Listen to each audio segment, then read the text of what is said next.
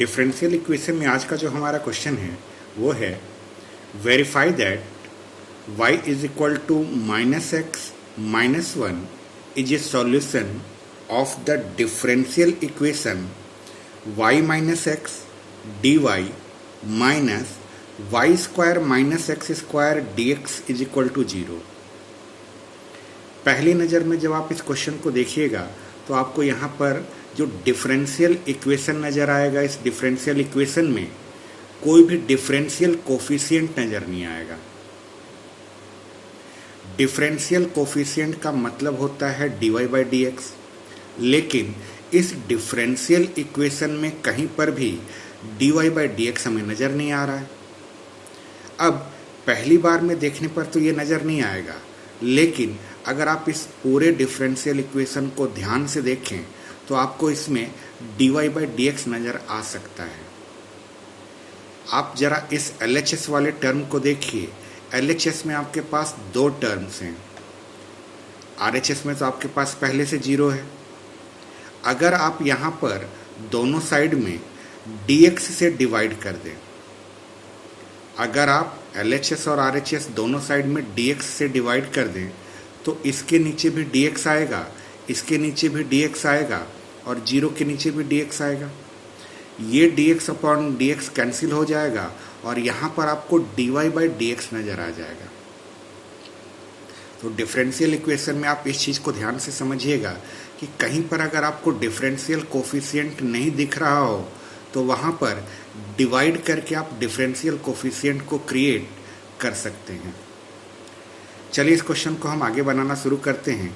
हमारे पास यहाँ पर एक इक्वेशन है और इस इक्वेशन को हमें इस डिफरेंशियल इक्वेशन का सॉल्यूशन बताना है। अपने इस डिफरेंशियल इक्वेशन को ध्यान से देखने पर आपको पता चला कि जो आपका डिफरेंशियल कोफिशिएंट यानी dy बाई डी एक्स है वो फर्स्ट ऑर्डर का है। फर्स्ट ऑर्डर का है मतलब आप अपने इक्वेशन को लेकर सिर्फ एक बार डिफरेंशिएट करेंगे।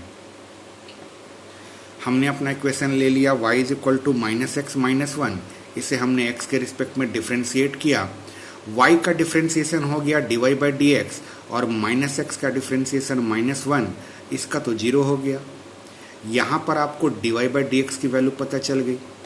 dy बाई डी एक्स की वैल्यू पता चल जाने के बाद कई सारे क्वेश्चंस में क्या होते हैं कि जब हम डिफरेंशिएट करते हैं तो डिफरेंशिएट करने के बाद उसको थोड़ा सा सॉल्व करने पर डायरेक्ट हमारा डिफरेंशियल इक्वेशन आ जाता है, लेकिन कई बार ऐसा नहीं होता है। तो जब डायरेक्ट सॉल्व करने पर हमारा डिफरेंशियल इक्वेशन फॉर्म ना हो तब हम डिफरेंशियल इक्वेशन को लेकर उसके लेफ्ट हैंड साइड को लेकर सॉल्व करते हैं और उसमें वैल्यूज़ को पुट करके RHS के इक्वल लाते हैं। यहाँ पर कुछ वैसा ही केस है। यहाँ पर हम अपने डिफरेंशियल इक्वेशन को लेते हैं और डिफरेंशियल इक्वेशन को लेने के बाद हम दोनों साइड में dx से डिवाइड कर देते हैं, जैसा कि अभी बात कर रहे थे। dx से डिवाइड करने पर यही डिफरेंशियल इक्वेशन आपको इस फॉर्म में नज़र आएगा। अब इस डिफरेंशियल इक्वेशन का लेफ्ट हैंड साइड हमें लेना है। लेफ्ट हैंड साइड हमारा y minus x dy by d x minus y square minus x square है। अब यहाँ पर हमें सबकी वैल्यूज़ को पुट कर देनी है। सबकी वैल्यूज़ में यहाँ पर सबसे पहले देखिए आपके पास y की वैल्यू मौजूद है। y की वैल्यू के साथ साथ आपके पास dy बाई डी एक्स की भी वैल्यू मौजूद है। आपको बस इन्हीं दो वैल्यूज़ को यहाँ पर पुट करना है। यहाँ पर देखिए y है और यहाँ पर y का स्क्वायर है। इन दोनों जगहों पर आप y की वैल्यू को पुट करने वाले हैं और इस dy बाई डी एक्स की जगह पर आप dy बाई डी एक्स की वैल्यू पुट करने वाले हैं। y की जगह पर हमने y की वैल्यू और dy बाई डी एक्स की जगह dy बाई डी एक्स की वैल्यू को पुट करने के बाद ये कुछ हमें इस तरह से नज़र आएगा। अब हमें इसे सॉल्व करना है। इसे ध्यान से ब्रैकेट को मल्टीप्लाई वगैरह करके माइनस एक्स ये माइनस 2x हो गया और माइनस का 1 वैसे ही है, ये माइनस का 1 हमारा वैसे ही है। यहाँ से ज़रा समझिए, इस पूरे ब्रैकेट पर होल स्क्वायर है।